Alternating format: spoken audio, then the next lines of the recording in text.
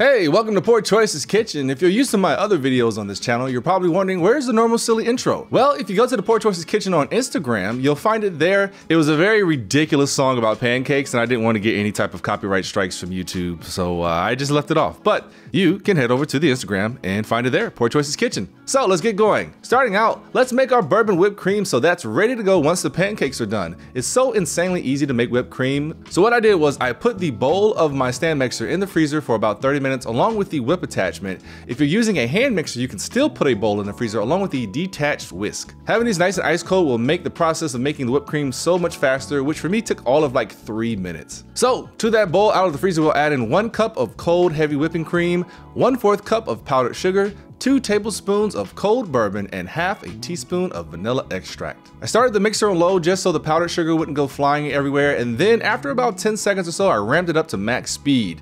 You'll see the cream starting to thicken here, and this really could go very quickly. Like, I'm being serious when I said it took like 3 minutes to do. And that's because I had the cold ingredients and cold tools ready to go. You're looking for what they call stiff peaks on the whisk. So if you were to stop the stand mixer and take the whisk out, it would still be stiff and pointy. So you can do the spoon test, which is just take a little dollop on your spoon, turn it sideways, and if it doesn't fall off, guess what? You've got the perfect whipped cream. And also just be careful, because if you mix too much, the whipped cream will start to turn into basically butter. It'll get all yellow and stuff, so I'd say after about like 2 or 3 minutes, start really watching if it already hasn't stiffened up. Pop that back in the fridge once it's done, and this is great on desserts, or you can put it into a piping bag like me, because you want to try to make these things look pretty. So now on to our pancakes. See how fast this is moving along? Main 2 problems people run into with pancakes is either over mixing the batter or flipping the pancakes too soon. So hopefully we can cover both of these and your first pancakes won't be the ugly ones, which by the way is totally fine. This recipe should make about 13 pancakes if you're using an ice cream scoop like I did. So for the pancake batter, starting with a bowl for dry ingredients, I've got 2 cups of all-purpose flour, or 250 grams if you're scaling it up. To that we'll add 3 tablespoons of sugar, this is just white granulated sugar, 2 teaspoons of baking powder, and half a teaspoon of baking soda.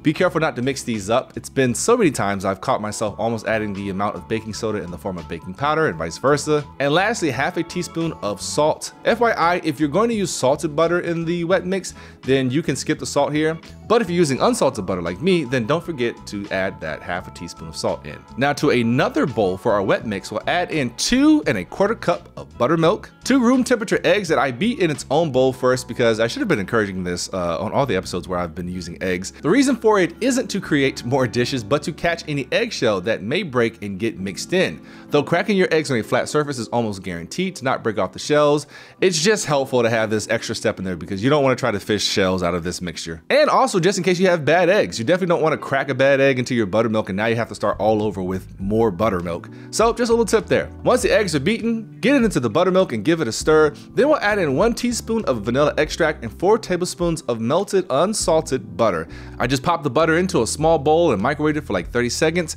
Mix that into the buttermilk, and that is our wet mix. Now, one last addition I put into the dry mix, because I forgot to mention this earlier, I did put like 3 dashes of cinnamon in it, which maybe was like 1/4 a teaspoon's worth. This will warm up the pancakes a bit flavor-wise, and it's just so damn good. Just like a nice little hint there. Then we mix the wet mix into our dry mix. I'm saying mix a lot here.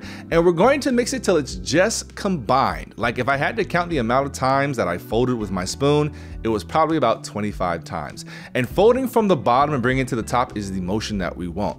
Essentially, we want lumps in our pancake mix. So don't get carried away trying to perfectly smooth it out. Leave them lumps alone after you get an initial mix. And yes, it'll look like cottage cheese, but them bubbles are gonna help with the fluffiness of our pancakes. Once you're good, set it aside and get out either a non-stick skillet or an electric griddle like this one that some genius used metal utensils on and scratched it all up. Anyways, get it preheated to 375, and I'm gonna be using a lot of butter, unsalted butter. You want them crispy edges and that beautiful browning on pancakes? Oh, don't try to skimp out on the calories now. That cooking spray just ain't gonna cut it. We need butter. So I'm using like 1 tablespoon of unsalted butter per round of pancakes that I make. Yes, I know, unhealthy amounts of butter.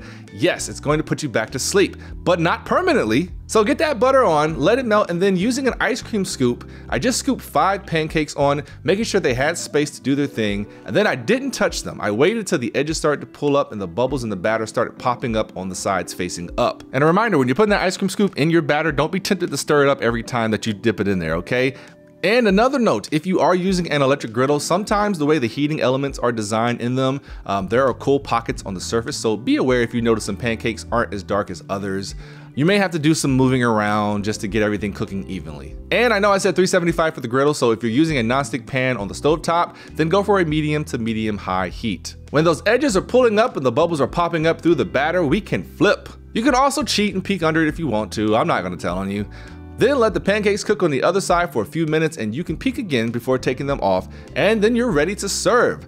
I time my first batch of doing these and then use that to determine the other batch's timing, because all cooking surfaces and appliances are not created equally. And that's why they usually say the first pancake is going to be your ugliest. But I didn't have any ugly ducklings this day, so I felt pretty good about it. Top your pancakes with that bourbon whipped cream and copious amounts of maple syrup, which I got to say, never really been a big fan of maple syrup because I grew up in the South where it's all about that thick and extremely sweet pancake syrup.